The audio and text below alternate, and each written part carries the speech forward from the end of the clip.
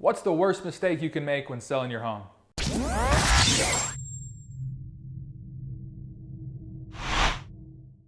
If you ever got your home ready to sell, you know that you need to do things to get it ready to sell, whether that's contractors, painters, doing repairs.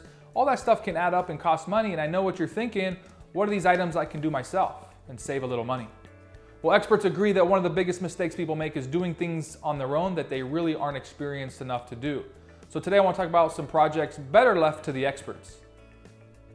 Drywall repair. If you have a room that needs to be painted, go for it. But if you have cracks in the drywall or dents from where doors have been slamming in over the years, it's better to hire a pro for that and then do the DIY paint job afterwards.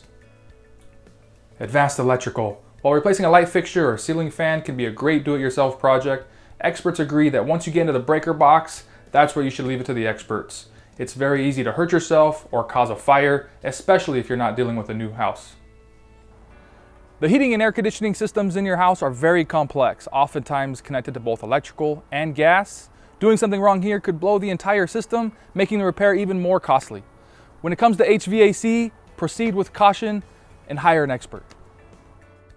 Plumbing. You know, some plumbing tasks might seem simple enough. Maybe snaking a toilet, a leak, or fixing a leaky toilet, snaking a drain. You know, those things might be easy enough. Maybe you could even replace a faucet. And replacing pipes, maybe they're clogged or backed up, might seem simple enough, but replacing those pipes, getting in there in close proximity to the garbage disposal, dishwasher, might end up a bigger project than you think it is, and it might be worth hiring a professional.